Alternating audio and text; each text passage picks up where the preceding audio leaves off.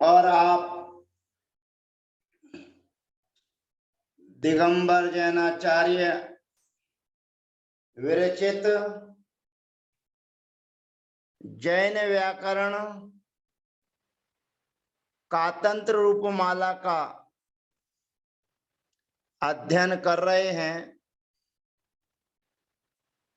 और इस कातंत्र रूपमाला के अध्ययन में पूर्वार्ध तृतीय भाग व्यंजनांत नपुंसक लिंग का प्रकरण चल रहा है और व्यंजनांत नपुंसक लिंग के इस प्रकरण में सर्वप्रथम चकारांत शब्द प्रांच शब्द की सिद्धि हमने और आपने की है और इस प्रांच शब्द की सिद्धि की तरह ही अन्य जो शब्द हमारे बीच में है प्रत्यंच। अब प्रत्यंच शब्द जो हमारे बीच में है तो इसकी कहानी भी पूर्व की तरह ही हमें जानना चाहिए। पूर्व की तरह का मतलब जैसे हमने प्रांच शब्द के रूप चलाए ऐसे ही हमें प्रत्यंच शब्द के रूप चलाना है। यथा प्रत्यंच धन सी और अम। अब प्रत्यंच धन सी और अम विभक्ति आती है तो पूर्व में जो नपुंसक लिंग का प्रकरण हम और आप पढ़ रहे थे उस नपुंसक लिंग के प्रकरण से नपुंसकात् सिमुर लोपो न च तदुक्तम इस सूत्र के माध्यम से सी और अम विभक्ति का लोप किया था और लोप करने के बाद में कहा था कि जो कार्य कहा गया है यानी कि मुंह और तू का जो आगम कहा गया है वह नहीं होता है। अब यहाँ पर सूत्र आया था विरामे व्यंजनादा भुक्तम नपुंसकात् समोर लोपेपी, अर्थात शी और अम के लोप हो जाने पर जो कार्य पूर्व में हमने कहा है यानी कि प्रांच शब्द के जो प्रयोग हमने और आपने किए हैं वे कार्य यहाँ पर भी करना चाहिए। अर्थात चवर्ग दीर्घादि नाम च, चवर्ग दीर्घादि नाम च सूत्र से प्रत्यंच का जो चा है उसके स्थान पर गा आदेश हो जाएगा और अनुसंगस चाक्रुंचेत सूत्र से उसकी अनुसंग संज्ञा और उसके बाद में अनुसंग संज्ञा करने के बाद अनुसंगस चाक्रुंचेत से अनुसंग का लोप हो जाएगा और पदांते धुटाम प्रथमा और वा विरामे लगाने पर प्रत्यक और प्रत्यक ये दो प्रयोग हमारे सिद्ध होते हैं। अब यहां पर ये ध्यान रखना है नपुंसक लिंग में सी और अम विभक्ति एक साथ आती है, औ औ एक साथ आती है और जस और सस एक साथ आती है। नपुंसक लिंग को छोड़कर अन्य स्थानों पर सी औ जस औ इन 5 विभक्तियों की घुट संज्ञा होती है, परंतु नपुंसक लिंग में केवल जस और सस की ही घुट संज्ञा होती है। इसलिए द्वितीय विभक्ति का जो एक वचन द्विवचन में औ विभक्ति जो हमारे बीच में है वह अघुट विभक्ति है, और अघुट विभक्ति के होने पर अनुसंगस चाकृंचेत सूत्र से उसके यहाँ का लोप हो जाएगा, और रीम सूत्र के माध्यम से उसके अनुसंग का लोप हो जाएगा, और अनुसंग के लोप होने पर अब अपने को ये ध्यान रखना है कि जहां अनुसंग का लोप होता है वहां पर पूर्व में जो काम हमने और आपने किए हैं वे कार्य भी हमें यहां पर करने पड़ते हैं। अर्थात प्रति धन अंश ये हमारी व्यवस्था है। अब प्रति धन अंश है तो यहां पर औ के स्थान पर औ रीम सूत्र से औ के स्थान पर ई आदेश हो जाएगा, और अनुसंगस चाकृंचेत सूत्र के माध्यम से यहाँ का लोप हो जाएगा। और जब यहाँ का लोप हो जाता है व्यंजनानुसंग और अनुसंगस चाकृंचेत से जब लोप हो जाता है तो सूत्र आता है अंचेर लोपा पूर्वस्य च दीर्घा। अंच धातु के आ का लोप होता है और पूर्व को दीर्घ हो जाता है। अब ध्यान रखना, आप कहेंगे ये व्यवस्था आपने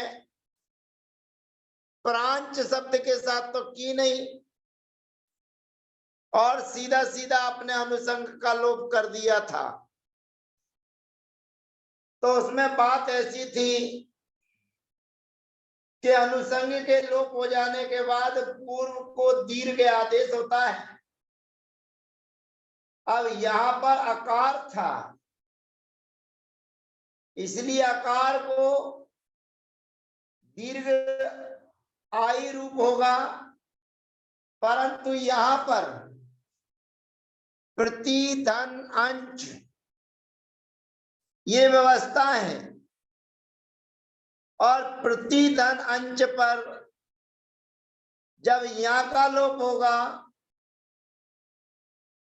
तो अंचेर लोपा पूर्व से जब दीर्घा से जब आ का लोप होगा तो उसके पूर्व वर्ण जो ई है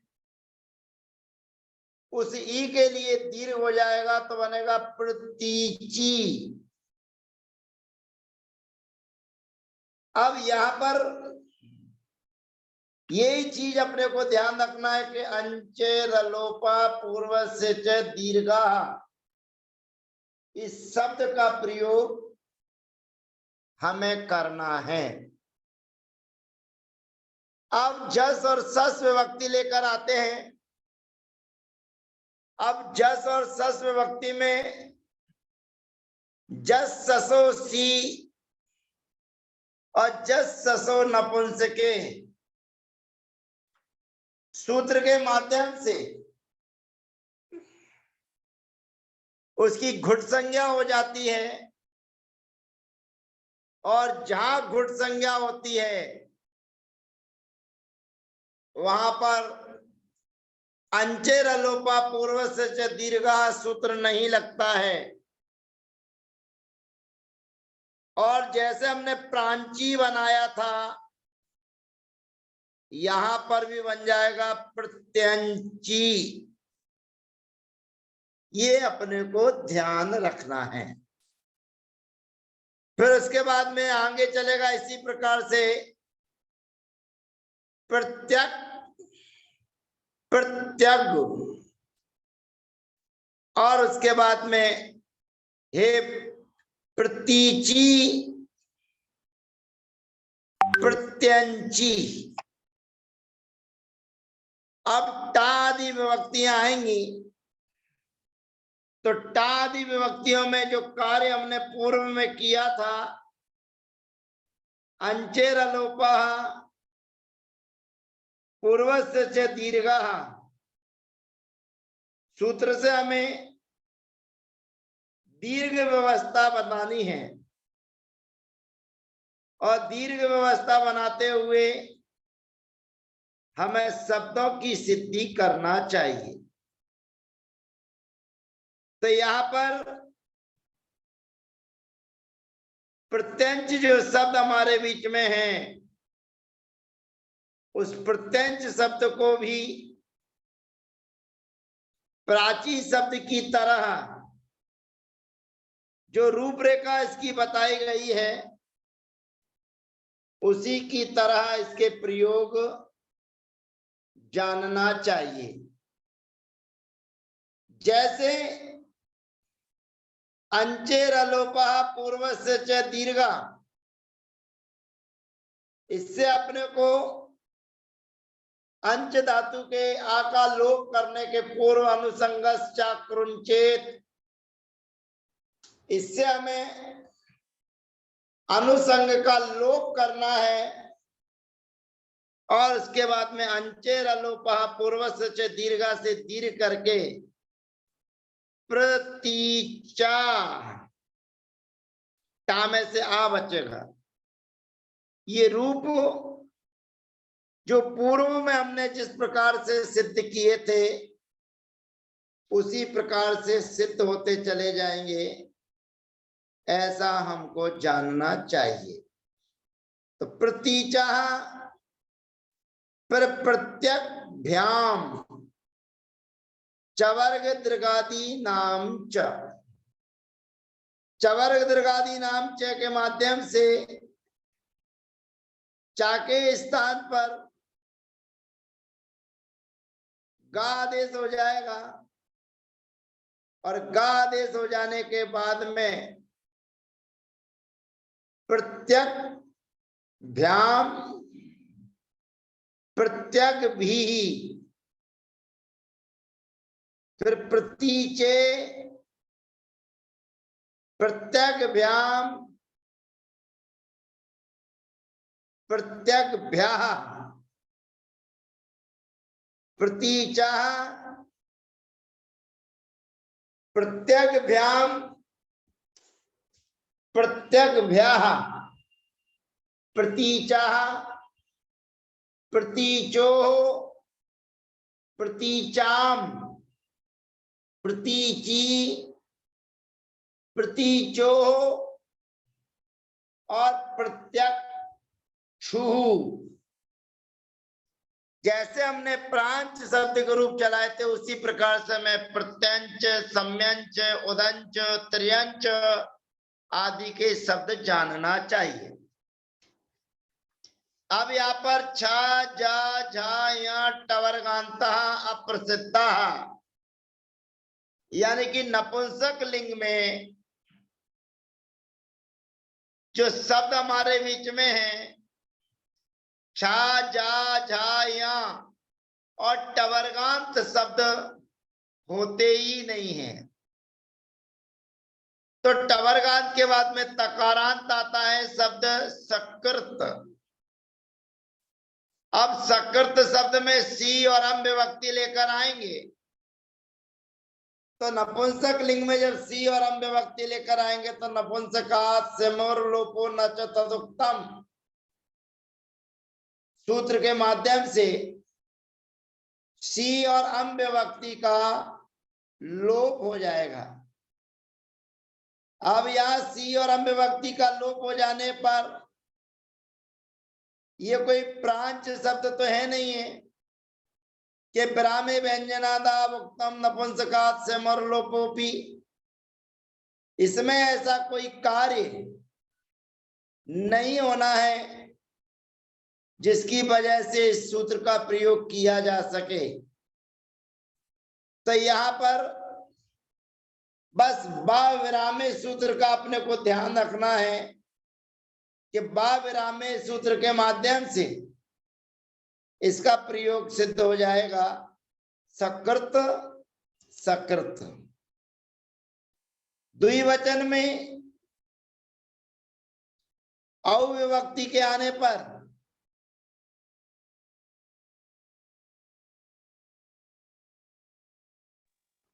और रीम सूत्र के माध्यम से औ के स्थान पर ई आदेश हो जाएगा। व्यंजन मत्सरम परवर्णम नयेत सूत्र के माध्यम से जोड़ दिया जाएगा तो शब्द बन जाएगा सकृति। बहुवचन में जस और सस विभक्ति के आ जाने पर जस ससो नपुंसके, जस ससो नपुंसके और जस ससो सी से सी आदेश किए जाने पर और फिर हमें धुट स्वराट घुटी नू सूत्र के माध्यम से नू का आगम तो बन जाएगा सकृत सकृत सकृंती। सकृत सकृत सकृति सकृंती ये शब्द सिद्ध होते हैं। अब तृतीया आदि विभक्ति से हमें क्या करना है, एक बार पुनः रिवीजन कर दीजिए। सकृत सकृत सकृत शब्द से शी और अम विभक्ति के आने पर नपुंसकात सेमोर लोपो न च तदुक्तम सूत्र के माध्यम से सी और अम विभक्ति का लोप हो जाएगा। सूत्र लगेगा वा विरामे और बा विरामे सूत्र के माध्यम से सकृत और सकृत ये दो प्रयोग सिद्ध होते पर द्विवचन में और रीम सूत्र के माध्यम से औ के स्थान पर ई आदेश हो जाएगा और ई आदेश होने पर सकृति ही। बहुवचन में जस ससुर शी और जस ससुर नपुंसके, एक से अपन ने गुट संज्ञा की और फिर उसके बाद में नुम का आगम किया, यानी कि जस और सस के स्थान पर सी आदेश किया और सी में से फिर ई बचा। फिर कहता है नुट स्वरात घुटी नू, दुट स्वरात घुटी नू, अर्थात नू का आगम हो जाता है और नू का आगम होने पर सकृंती प्रयोग सिद्ध हो जाता है। ता विभक्ति में आवचने पर व्यंजन मत्सरम परवर्णम नयेत सकृता। फिर भ्याम विभक्ति के आने पर दुटाम तृतीया सूत्र के माध्यम से दा आदेश हो जाएगा सकृत भ्याम। ऐसे रेप स्वर विसर्जनिया से सकृत भी ही ये प्रयोग सिद्ध हो जाते हैं। चतुर्थी विभक्ति के एक वचन में सकृते और उसके बाद में सकृत भ्याम और सकृत भी ही भ्या फिर घसी और घस विभक्ति के आने पर सकृता व्यंजन मत्सरम परवर्णम नयेत और रेप शोर विसर्जनीय तो सकृता सकृत भ्याम सकृत व्याह षष्ठी विभक्ति के एक वचन में भी घसी घस विभक्ति के आने पर उसमें से जो आ बचेगा वो इसमें जुड़ जाएगा तो सकृता ओस विभक्ति के आने पर सकृतो और उसके बाद में आम विभक्ति के आने पर सकृताम गी विभक्ति के आने पर ई बचेगी और सकृति। अब ये ध्यान रखना प्रथमा विभक्ति के द्विवचन में सकृति दीर्घ था परंतु यहां पर जो सकृति ये ह्रस्व है ये दोनों की विशेषता जानना चाहिए। अब उसके बाद में सुकृतो हो और शुभ विभक्ति के आने में सुकृत सुहु ये शब्द हमारा सिद्ध हो जाता है। अब हमारे बीच में ददंत शब्द आता है ददंत और ददंत शब्द में हमें ये ध्यान रखना है कि इसमें दा धातु को दुत्त हुआ है और दुत्त होकर ददंत शब्द बना है और जहां दुत्त होकर जो शब्द बनते हैं जहां धातु को दुत्त हुआ होता है वहां पर पूर्व की अभ्यास संज्ञा और दूसरे की अभ्यस्त संज्ञा होती है। तो यहां पर भी ददंत शब्द में दुत्त होकर बना है तो पूर्व की अभ्यास संज्ञा और उत्तरवर्ती जो दा है उसकी अभ्यस्त संज्ञा है। तो यहाँ पर जो जस और सस विभक्ति रहती है और जस और सस विभक्ति में रहने पर जो घुट विभक्ति होती है उस घुट विभक्ति के होने पर नपुंसक लिंग की विवक्षा में जो हम धुट सुरात घुटी नू वे काम तो करते ही हैं लेकिन हमारा मूल शब्द है ददंत और ददंत शब्द में प्रारंभ में तो हमारा ददंत जो शब्द था उसमें ना का लोप होकर ददत बना है। अनुसंगस चाक्रुंचेत ददत ददती। अब यहां पर ददंत धन जस है और जस के स्थान पर सी आदेश हो जाता है। अब यहां पर दुट सुरात घुटीसु की आत्मकता नहीं है और अनुसंगस चाक्रुंचेत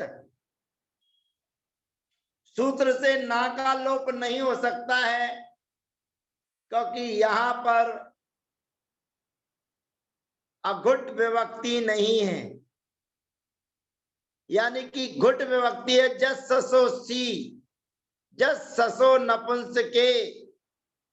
इससे घुट संज्ञा होने पर ना का लोप नहीं हो सकता तो नया सूत्र देते हैं वा नपुंसके अर्थात अभ्यस्तात परो अंति अनकार को वा भवती नपुंसक लिंगे घुटी परे। अभ्यस्त से परे जो अंति का ना है, उस अंति के ना का विकल्प से लोप होता है, और लोप हो जाने पर ददति, और लोप नहीं हो जाने पर ददंती। इस प्रकार से इसकी प्रक्रिया सिद्ध होती है, जो हम अगले सत्र में उस ददंत शब्द को आपके बीच में रखेंगे। तो ऐसे ददंत शब्द की प्रक्रिया अगले सत्र में हमारे बीच में आएगी। अतः जय जिनेन्द्र, वंदना, सबको यथा योग अभिवादन।